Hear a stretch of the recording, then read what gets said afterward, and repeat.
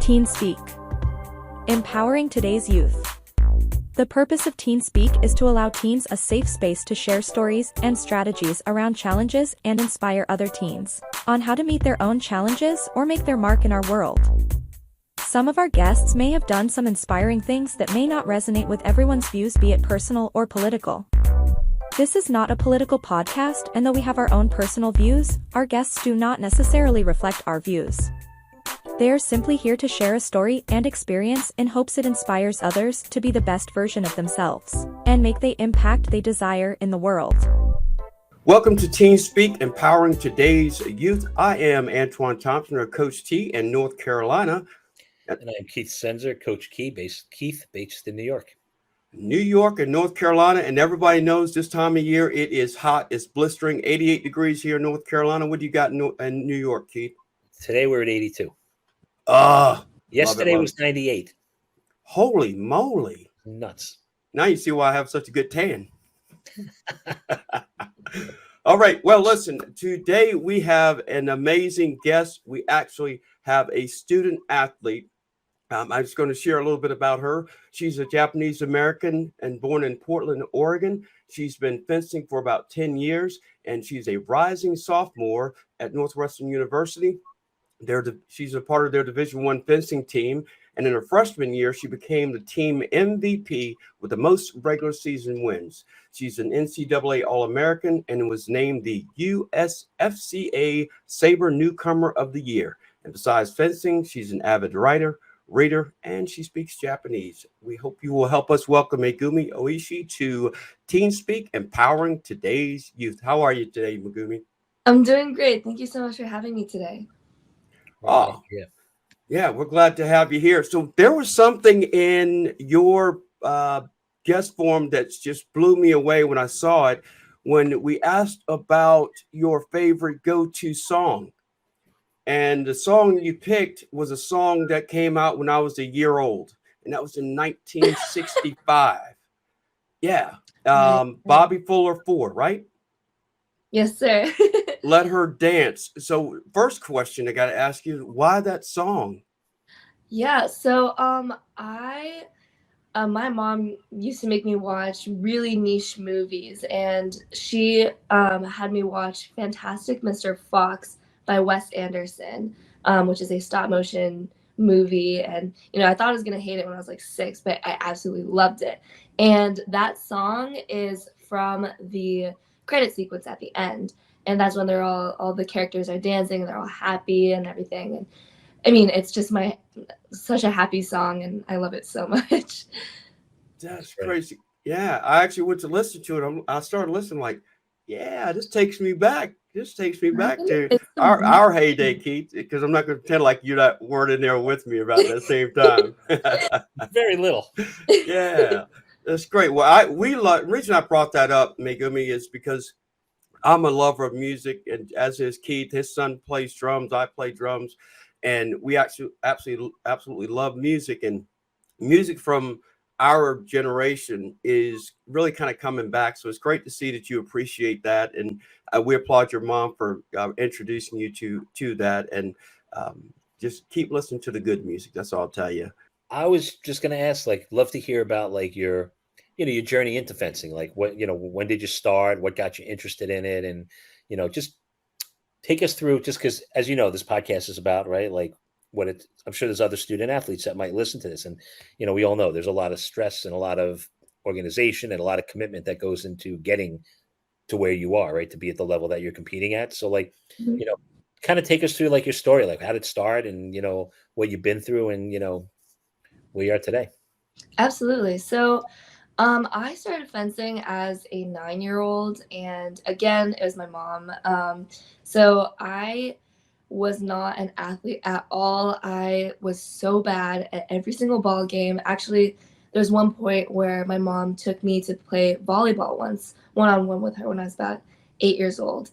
And we were playing, and I was missing every single pass that she brought my way.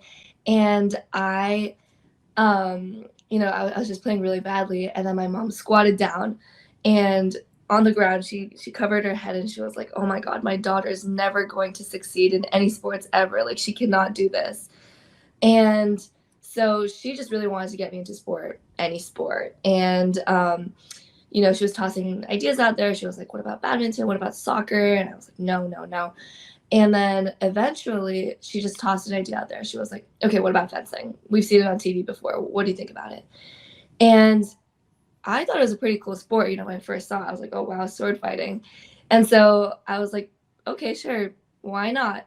And so she put me in a summer camp when I was 9, and I just absolutely fell in love with it. Fencing is such a unique sport in that you're kind of thinking in like terms of milliseconds at the same time that you're moving. And at the same time, you can choose your weapon. So there's 3 weapons: saber, epee, and foil.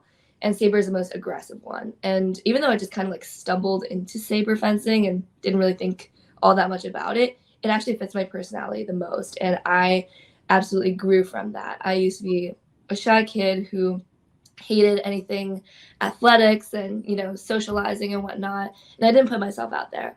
But once I started to actually go to tournaments, and then, you know, it's the funny thing, you know, I started losing to people and I was like, this doesn't feel great. You know, I feel like I should be winning these. And I know that I can, you know, train and, you know, alter my movements and things like that, so I can beat these people and I can come back stronger next time. So fencing really helped me fuel my competitive fire and shape me to be the person that I am today. I think I would have been a much more passive person who wouldn't put myself out there all that much.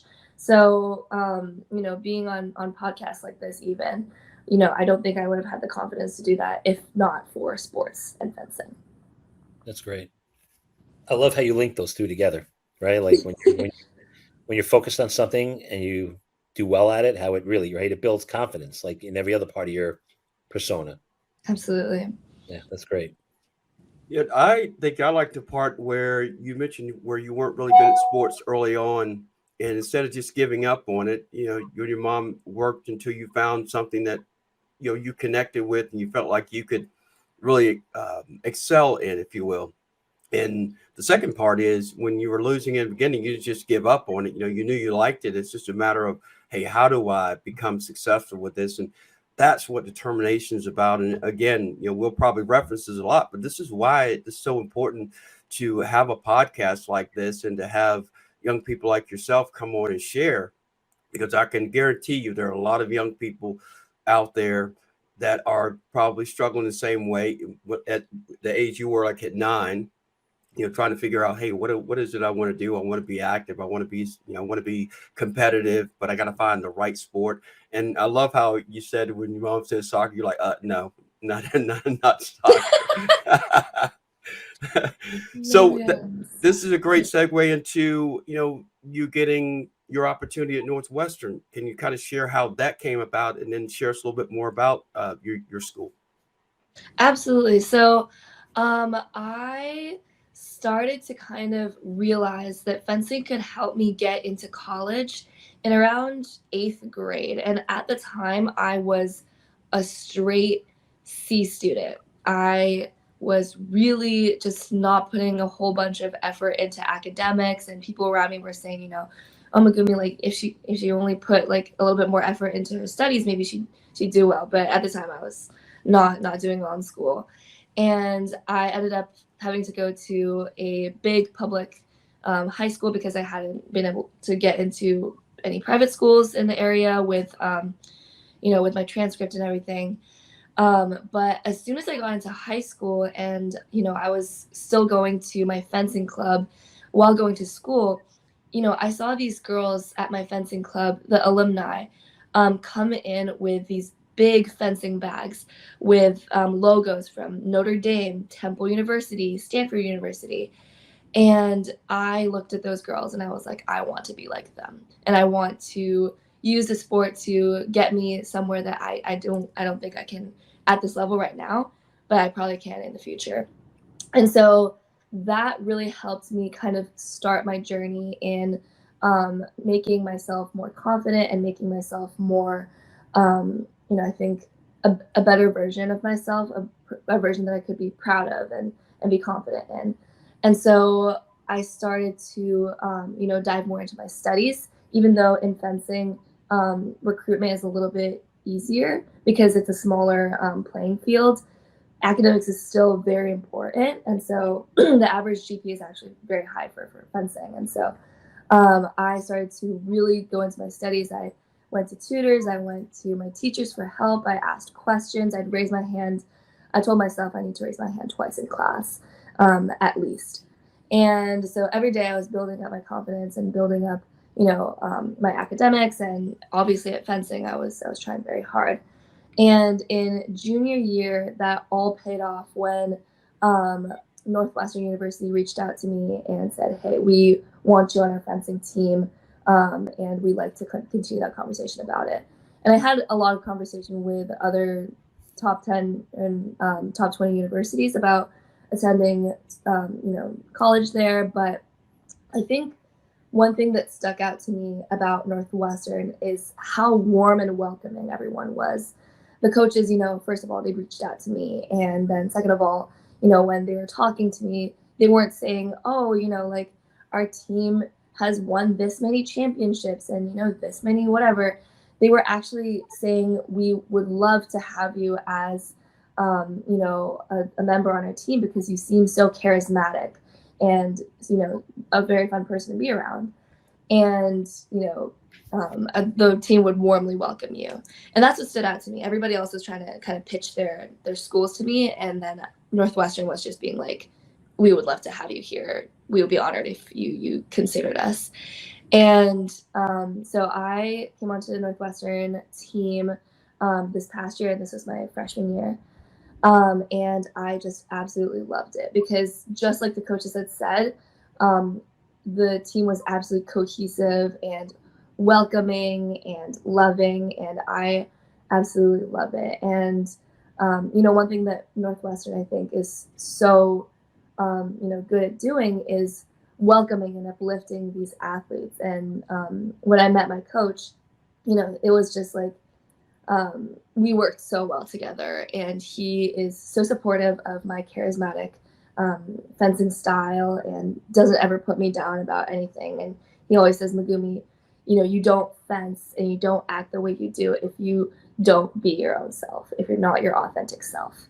So he's really helped me through a lot of things, both fencing and non-fencing. And, overall, I'm just so happy with my decision to go to Northwestern.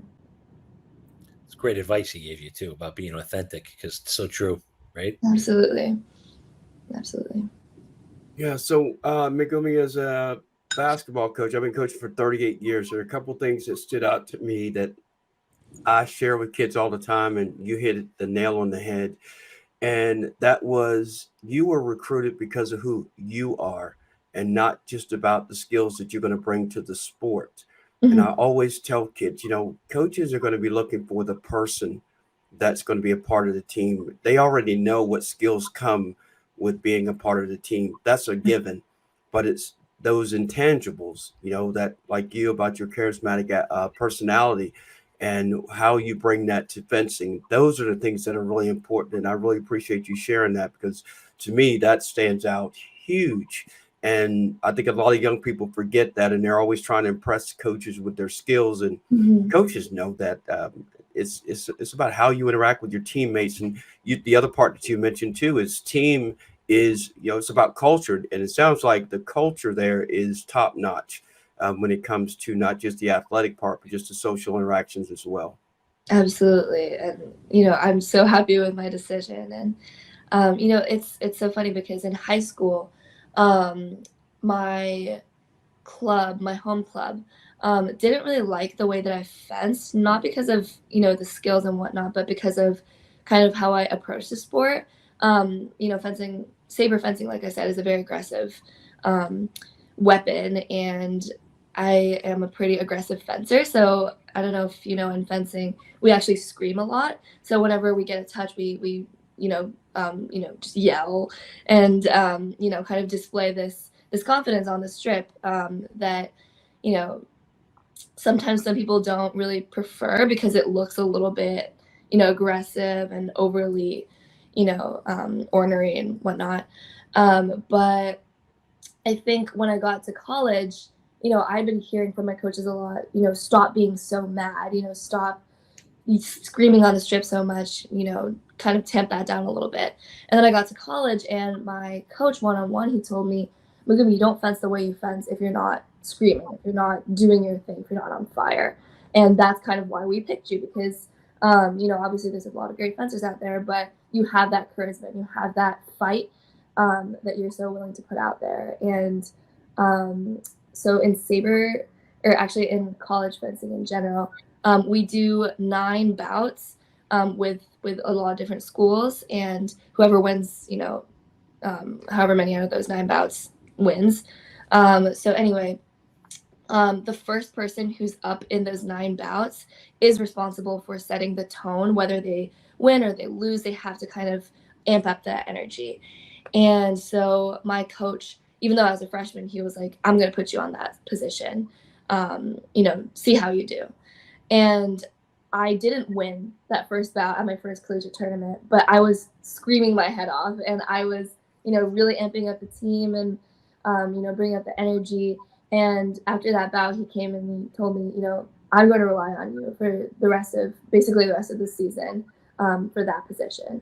And so I've been at that position for this whole year now. And, he said, we want you in that position next year as well. And so I'm really excited to do that. But what is so important is that my coach believes in me, and he is really embracing and empowering my own competitive fire and not trying to tamp that down at all. It's very sweet of him. It's beautiful. Love it. Love it. Yeah.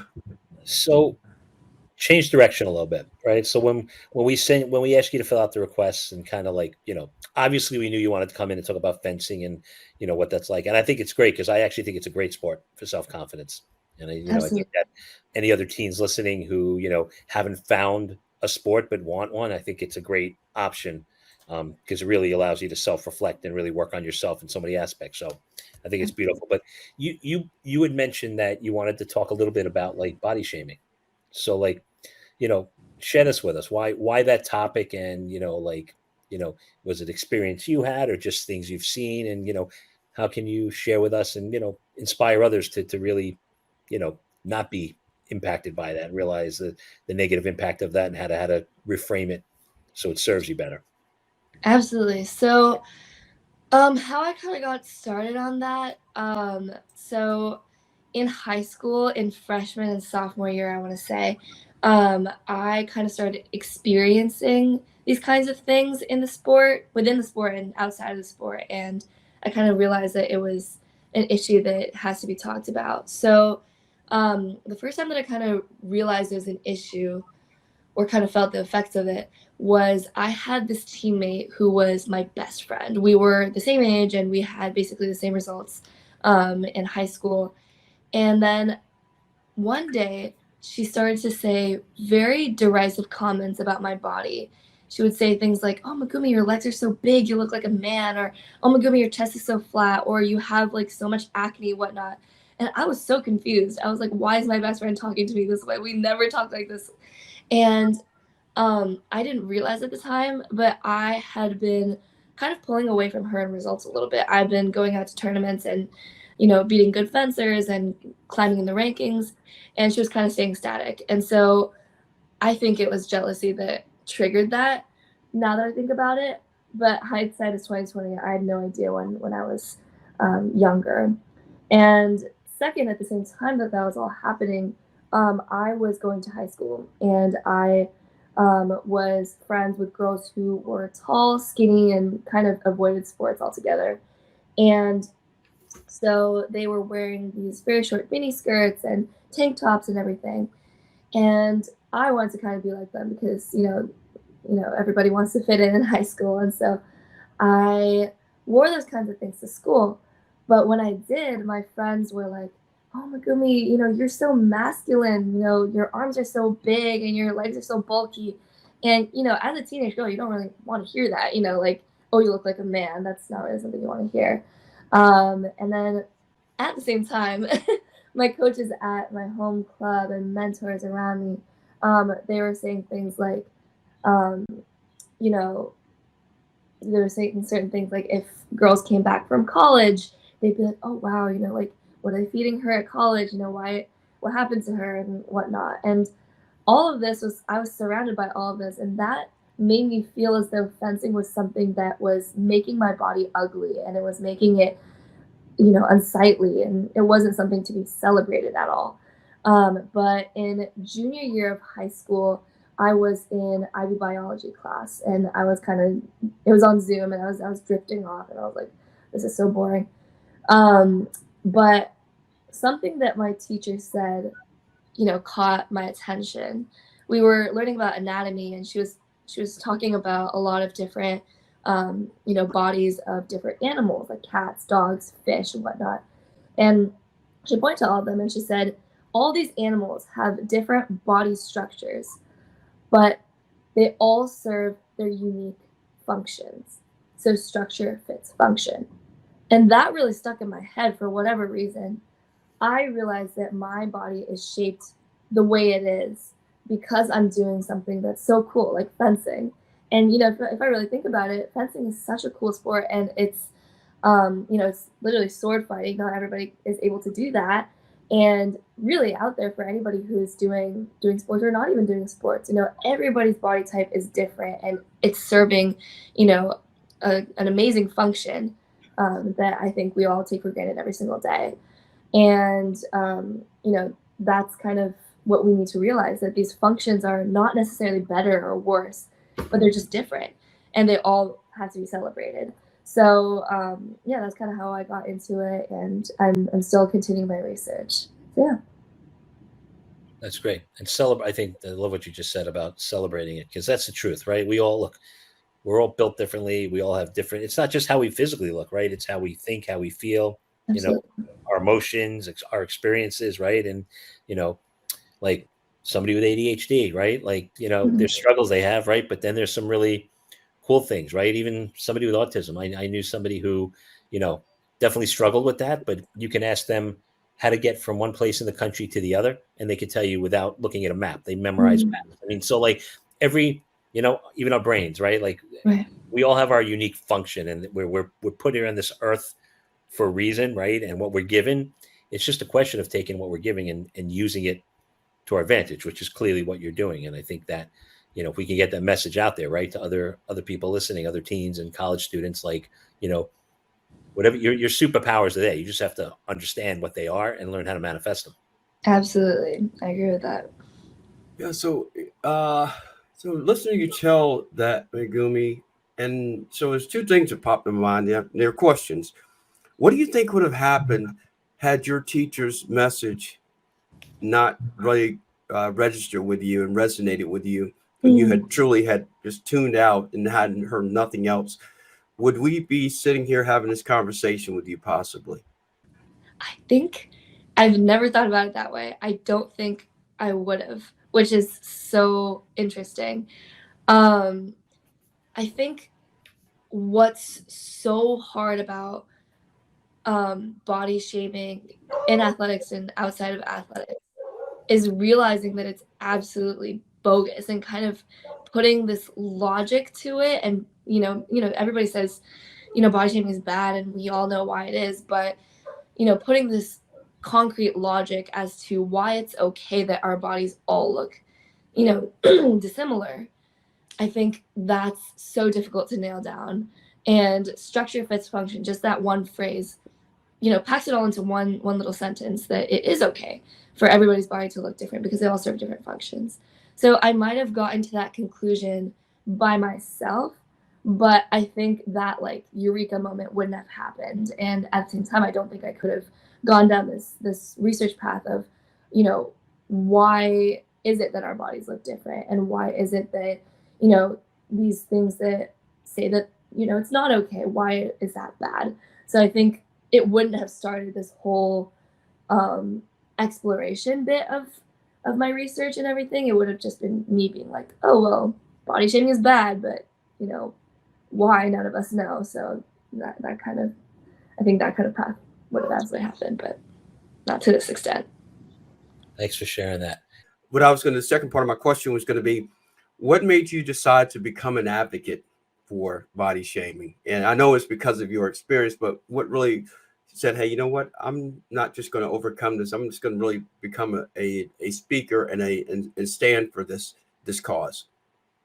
So, I let's see. So I started my youth organization, the Athlete Narrative, in December of 2020, in my junior year.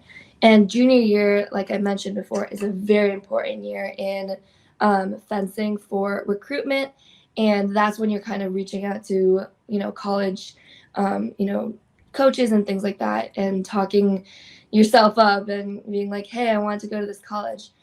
And so I had this mentor at my club who was helping me out and, kind of guiding me through all of it.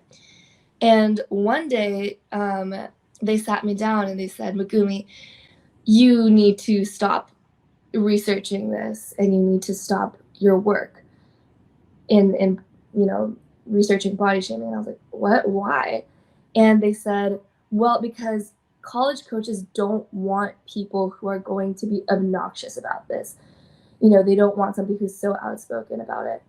And it was in that moment where I kind of realized, oh my goodness. Well, first of all, that got to me because I really wanted to go to college with fencing. And I was like, oh gosh, I really don't want to jeopardize, my position in the running for colleges. And so admittedly, I stopped that work for about 6 months because it really got to my head. I was like, oh my goodness, I'm not going to be recruited to college if I keep doing this. But over time, I realized that it's just so bogus because, first of all, I don't want to go to a college that's not going to support me in my efforts in this. And second of all, this is kind of answering your question.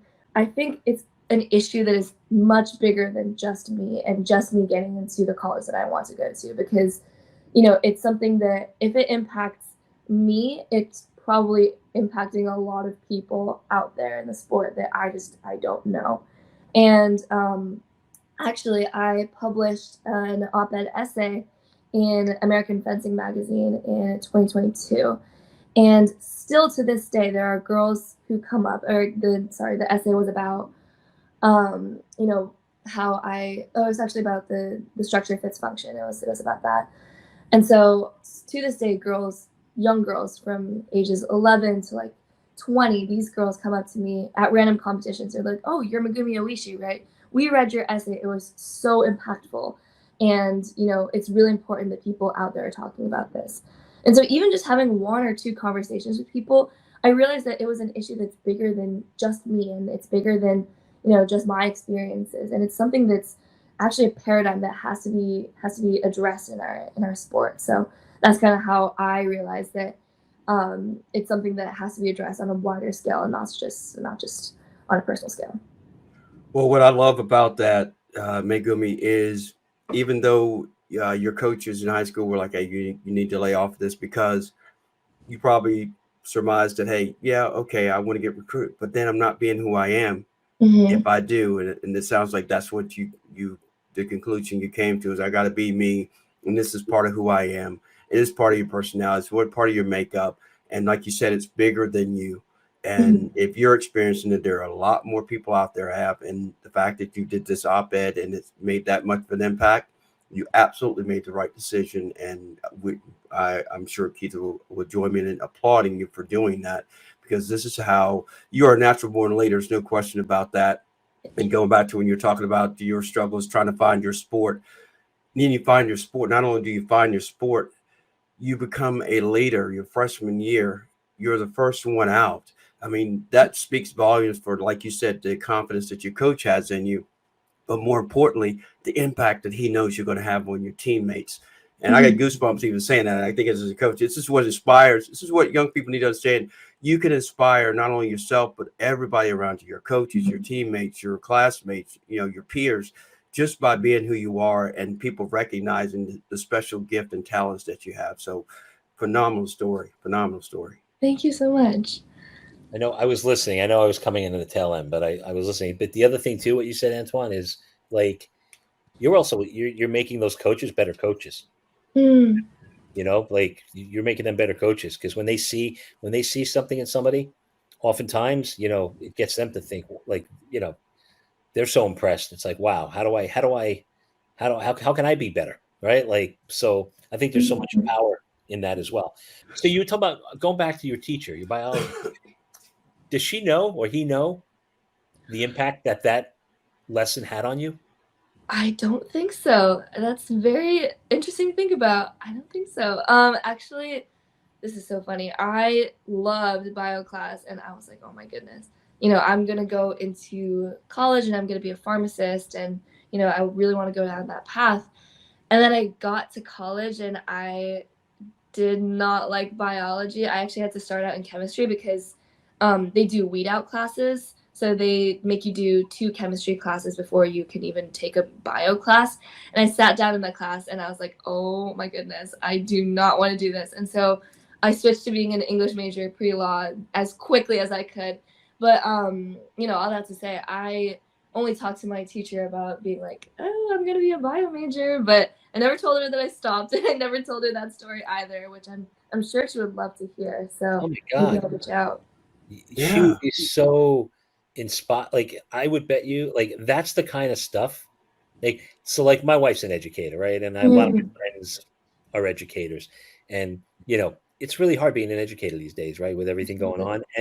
But when an educator knows that they made, like, that literally is their career. Like, if she knows that you wouldn't be where you are fencing at the level you're at because of something that she said, like, do you realize how amazing, like, that's something that educator could take the rest of their lives and be like, I did my work. Like, I got to that.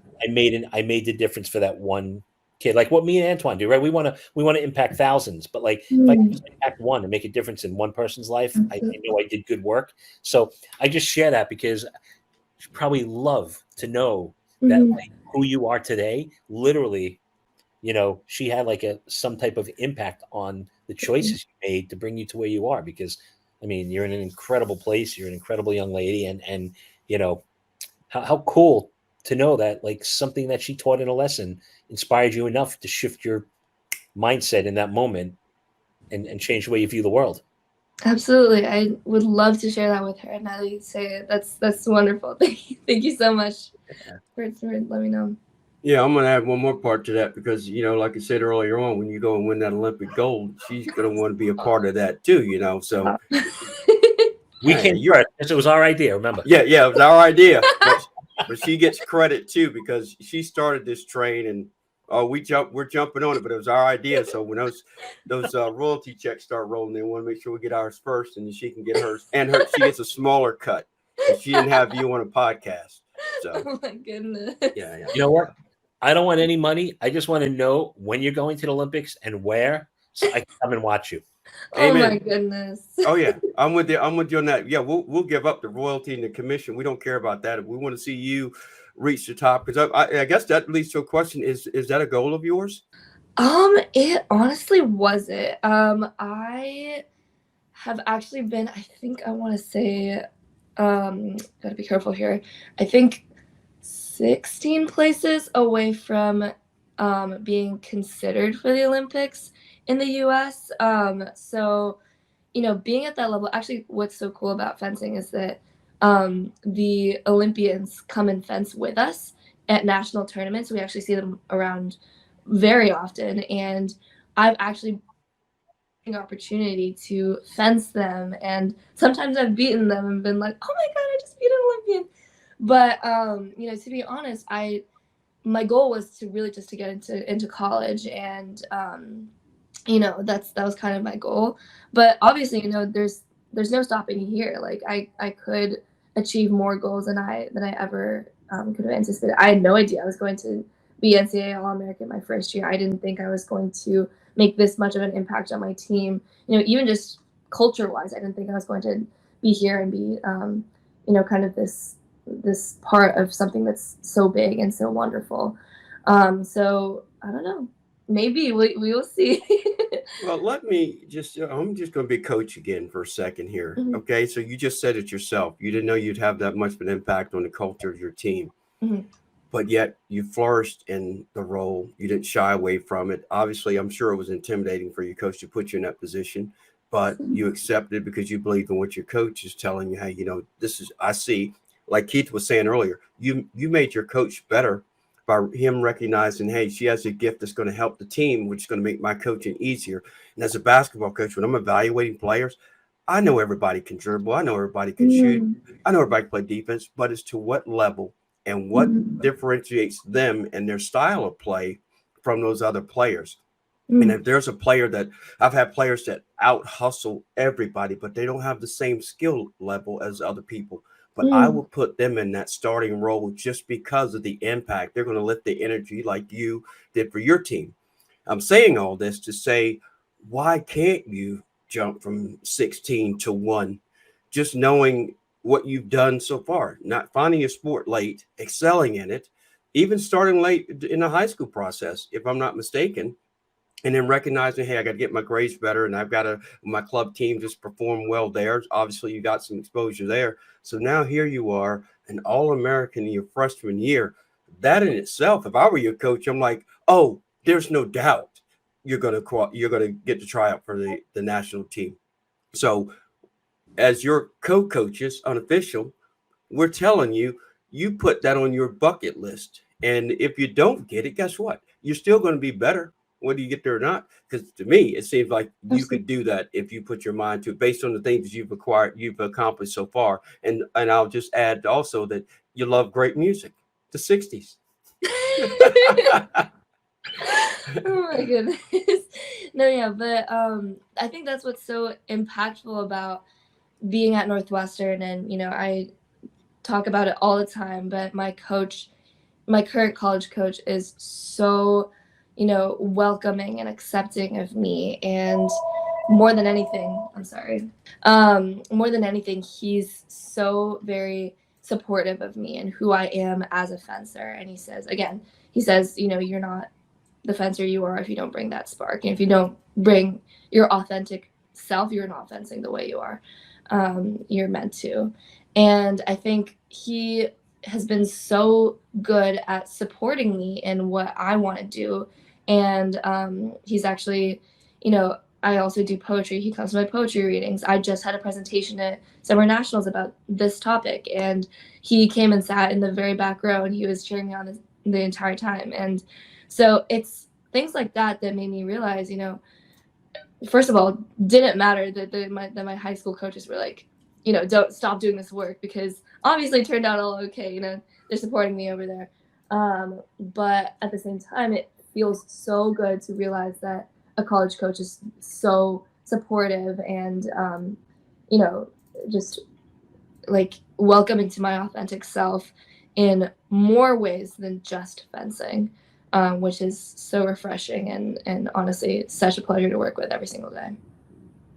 I was just going to, I just love how you keep bringing authenticity into the conversation, because I think that's the one thing a lot of teens and college students lack, is like they're still finding their way or still dealing with, whatever insecurities or whatever. And when you can get to that point where you realize how, when you're authentic, that's when you really excel. Like things might not always work out the way you want, because not everybody is going to understand that part of you, but you start to realize who are the right people for you. Right. And you start to attract, when you're authentic, you start to attract the people around you that you want to be around you. And sometimes people fall off, but you realize those are people that would never really have made it anyway for the long haul, because they're not really going to understand who you are. Because when you're being authentic at the core, that's when you're at your most powerful. So I love that you brought that in. You've used that word 4 or 5 times in the conversation. I love it, because it's not a word that I hear often used by some people. And I love that you have such a good grasp of it and understand the importance of it and the impact that it has on you and other people. So thank you so much. Yeah. Yep. That runs through that quote, people come into your life for a reason or for a season. And you've described people that have been in your life for a season. And those are people in high school. And, you make lifelong friends along the way. But ultimately, and what you've just shared with us today, is that you've realized that there's a lot more reasonable people as opposed to seasonable people. And so, again, like Keith said, you're an amazing young lady, that you understand who you are and what you want to achieve. And this is exactly why we have this podcast, because just like Keith referred to a couple of times about making coaches better. You've made us better coaches today just by how you've shared and what you've shared. And this is why we want to do this too, because we want to be better at what we do with the young people we work with. And one of the things that we both do is what we're doing with you today. We believe in allowing you to have the voice that you need so that the other kids, they can listen to old farts like us all day long and be like, yeah, just another adult trying to tell me what to do. But then they listen to somebody closer to their age, like, yeah, that makes sense. Yeah, I've been there. Man, if she can do that, I can do that. And that's why this is important to us to have you on. So we really appreciate you sharing with us today. Yeah, thank you so much for having me. You're not free yet, Antoine. Yeah. Antoine's going to hit you with the lightning round now. All Yeah. good. Yeah, you're good. Oh, yeah, you're going to love these. Now, there's no right or wrong. We used to do 5 questions, but we want to kind of mix it up a little bit. These are rapid fire questions. Just answer as quick as you can, and then we just go through. Okay? All right. So, number 1, what is your go-to karaoke song? Don't Stop Believing by Journey. Yes, great song. Great song. That's our generation. That's what we grew up with. You're staying in our generation. Well, you just got another bonus. You got another check mark. The 80s. That was my years. All right, next one. If you could have any superpower, what would it be and why? Ooh. Okay, I'm gonna answer it off the top of my head. I think I would be I think I would fly. I'm a very impatient person. So I think whenever like there's like somewhere I want to like teleport to, but I want to like actually like see everything as I'm going. So I would love to fly over everybody's heads. That'd be wonderful. Okay. What is the most adventurous thing you've done? Oh, adventurous thing. I'm not really into adventures all that much. Let's see. I think starting fencing. Yeah. Absolutely. Okay. Yeah, that's a good answer. Yeah. What's the weirdest food combination you've ever tried and surprisingly liked it?